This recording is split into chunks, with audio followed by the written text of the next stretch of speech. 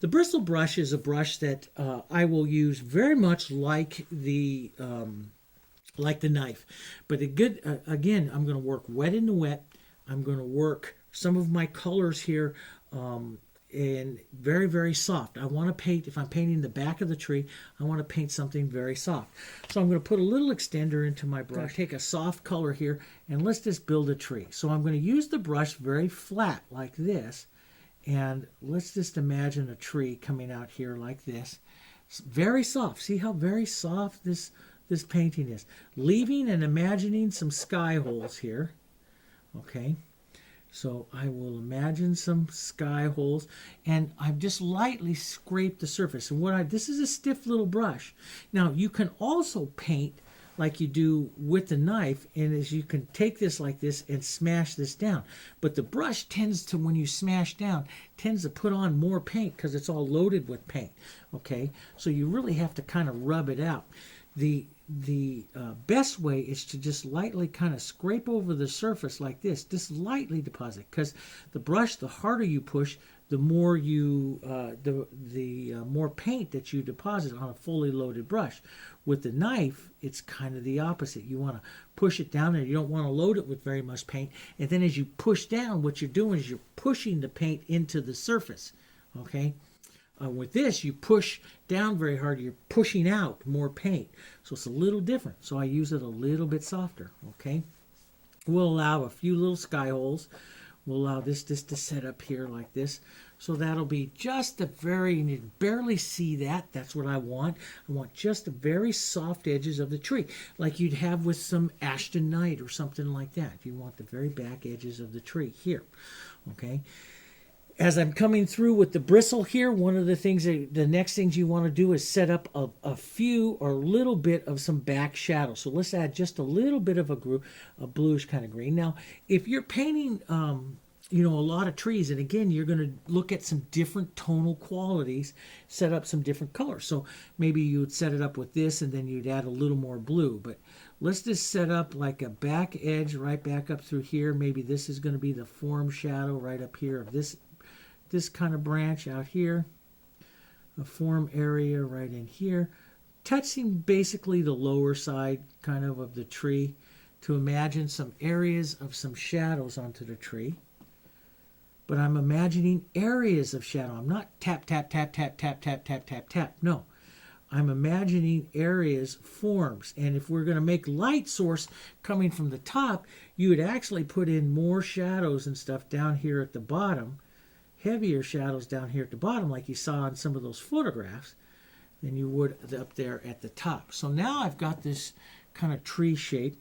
We want to take a few of these little shadows out here, out a little farther here, but not too much. It all depends on the position of the tree and the composition.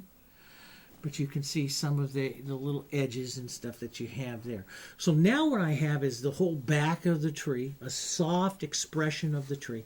This back edge back through here, the back edge back through there, and some shadowing. So in my mind, I'm thinking back, and I'm thinking some of the shadowing. So I can do it with the knife, and if I'm doing it with the knife, I'd be pressing down in through here. And if you're painting with both, you can come back in here like this and soften anything out just by pushing the knife down like this and burnishing. Okay, we won't do that, but that does also give you some nice areas there. If you got rid of too many sky holes or something like that, you can come back in even with the brush or with this, and you can add, make sure you always leave some of those little sky holes, poking through, that you have some of those there. Now the next step, and I've shown you in other DVDs where I'll paint the entire painting with a little bristle brush. I have some of those in the mini studies if you want to look at that. But some of the other things that you would use to create, some of let's talk about creating the trunks and stuff of the tree. I love the knife, but sometimes the knife for a lot of people is hard to learn how to use. And the knife you can begin by kind of scratching in and just giving the idea here, of your tree, where your branch is going to be. Also, using a stiff little synthetic like this is a great way to do it, because you can use the chisel edge of the flat. You can also use a round, but if you use a round like this, I love the little number 4 round, and you'll see me use this several times in some paintings, using just a tip of it to get out some different branches. And sometimes I use the little flat. It all depends on where the tree is in the painting and how much detail I want to give it. A round gives a lot of detail, so I tend to leave the round to the tree that's up front because it puts on a perfect little line. That makes sense. Let's make a brown color, which a good brown color in this limited palette that I have here is 2 parts red and 1 part black, and then a little bit of our yellow, and we get a good brownish kind of color here. That's nice. And I'll use that. As a matter of fact, I'll just add a little yellow here over here first, and we'll put it in kind of light because you want to think of some tonal quality here. If it's a tree further back, I'd be adding some sky to it. I'll wipe my brush and keep this. This is just a little synthetic flat, and I will use this just to kind of draw in the tree, the basic tree shape. But if you notice, I do short, choppy little things. Just like the knife I do, I don't always do, big, long pushes of it. I do short, choppy little things like that.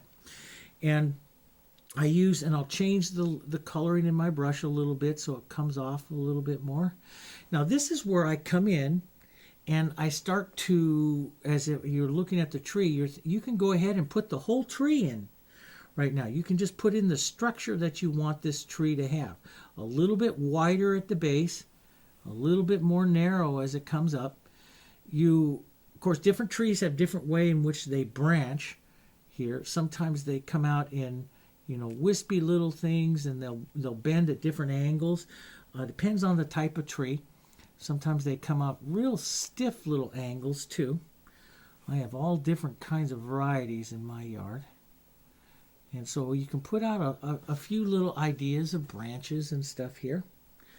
But the big thing is let some of these tones vary here a little bit on not only the trunk of the tree, but into the branches. And find, like I have this area here coming out, so I want to find here, I know I've got to create some kind of little branch out here that's going to support this area of the tree, because you see this reaching out here like this. So there's one out here. Maybe we bring it in at an angle that's like this, and we'll bring some others out here. That's a bit heavy, so I just tap it and it pushes it into the tree. And if it gets really heavy, I cover it up with more leaves later on. Okay.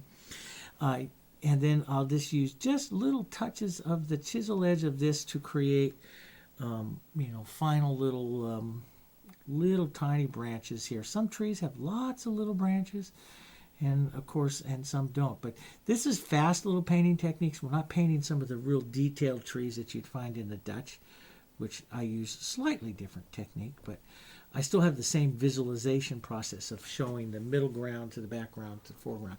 So here you have a nice little tree. As the tree comes down here at the base, you can pick up some more, the more dark color you use on it, the more forward it comes. Some of the things that help your tree anchor to the ground is to make sure that you put ground in and around the tree. That helps anchor your tree down into the ground here. And so you want to get some nice shadowy ground, not only in front of the tree, but back behind the tree here. And we'll take out that little burble there. Just soften that out right there.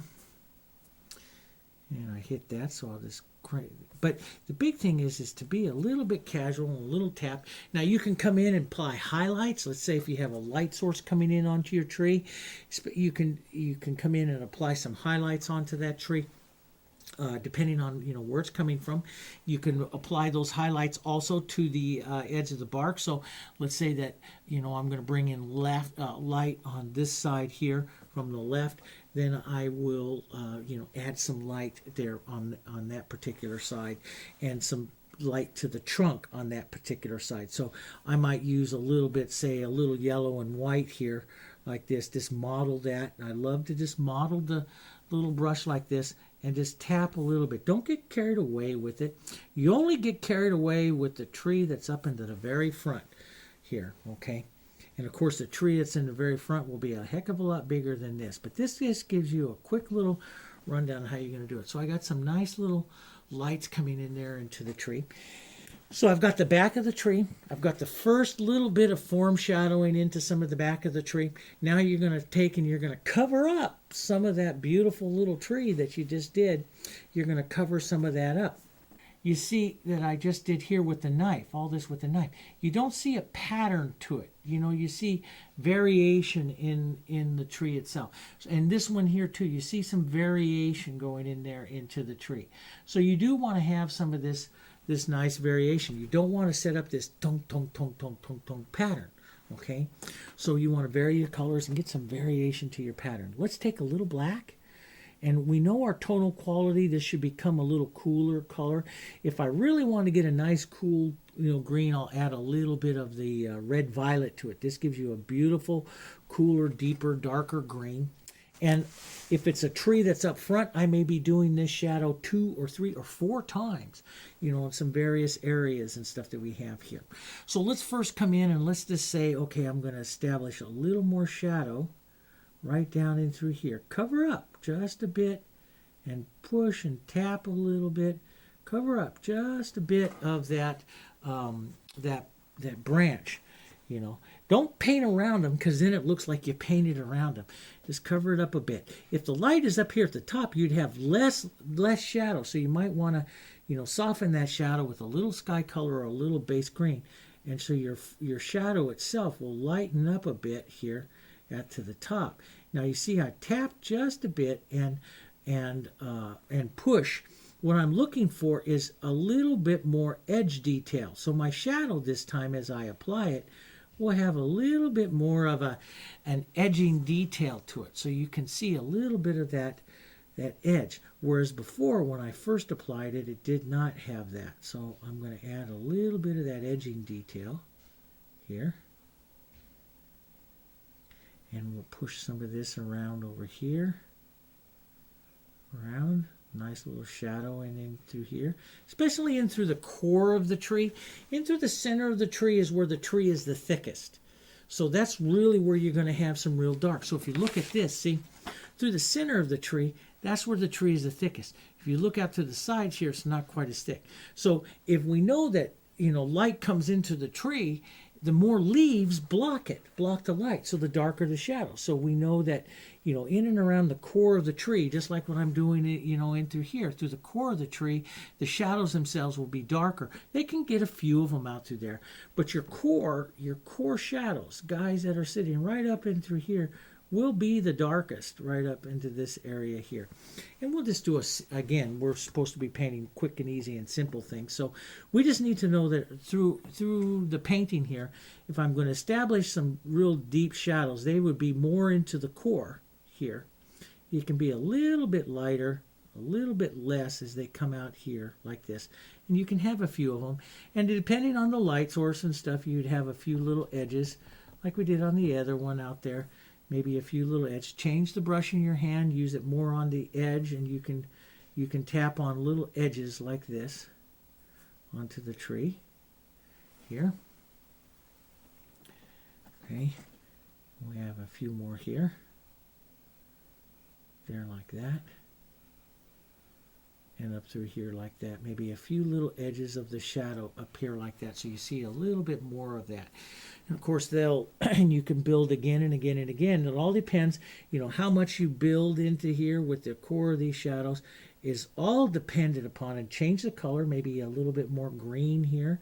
Change the tonal quality, and how much you change the tonal quality is all going to be dependent upon where that tree is in the composition. Okay? So we'll just add a little bit more here, but through this core of the tree. And that'll give me good stuff to paint up into the light. A little bit out through here. Be a good play for my lights. Now, so you have that here. We've painted through to the shadow part of the tree here. And through here, now we're going to come up into the light part of the tree.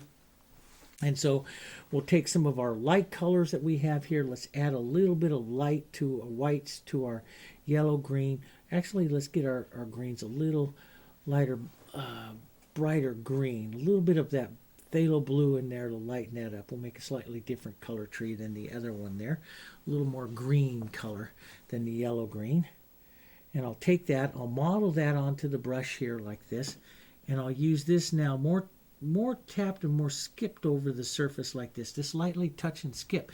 I don't want to tap, tap, tap like this, because if you tap, tap, tap like this, you put the same type of feeling, same type of thing out every single time. See that? That's the same feeling. So what I want to do is just kind of drag and scrape and push and try and use different tips and edges and stuff like that. So the feeling goes on very irregular, not regular like that. Okay? So I want to come in and push and tap like this, and maybe take a little bit of those further out here like this. Here, isn't that kind of neat? Here, and some out here like this. Little edges out there. The tree, and of course, you'll look at real trees, have a picture out in front of you that you want to paint. I don't have one here. I'm just painting a tree. So you'll see some of my, if I want to leave sky holes, but some of my, little branches disappeared out there. But leaving little branches like that showing through just does wonders for your tree. Opens up your tree, makes it really pretty. Here, you can use some little edges, tap with a little bit of the brush, and you start thinking of little leaf edges out here, and putting on some little detail of some of the leaf edges that you have here. Maybe I leave that nice core dark that's right there, and I will build here into the center of the tree again a little more light right there. And this another time, a little lighter, a little bit more yellow, a little more white, tapped up in here, a little more texture now into the paint, and roll that around, and you can see I develop more of the front of the tree here, more of the light into the front of the tree. Here, little bits here and there, like you'll see, on some of the photos that I showed you, little bits of light maybe shimmering down through here on some trees, up in here. And of course, tonal quality is going to be important. But you'll have your shadows. So I have some nice formed little shadows, some nice little formed shadows that are underneath here. You can come back at any time though, and let's say I want to push a little more of a shadow color back up in there. Let's just grab one of these, even some brownish kind of shadowy colors. You can come back in and push some of that in, even after you've pushed some of your light. So, and I'll do that sometimes. It all depends on where that tree is.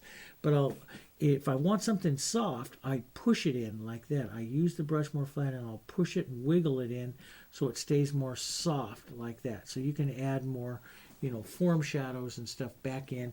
And sometimes in some paintings, I'll come back and work that several times. But there again, you've got, now when you look at this, see here's really what you want with this simple little tree technique, is you want this trunk coming up just like this and going right into the tree. That's the most important part. And you can come back with, the edge and your brown and stuff like that, and you can say, okay, I want to develop that branch a little bit more, maybe add another one off like that, and maybe little indications that there's another one there. You can, you can certainly do that and come back in and give little indications of branches and stems and stuff coming out.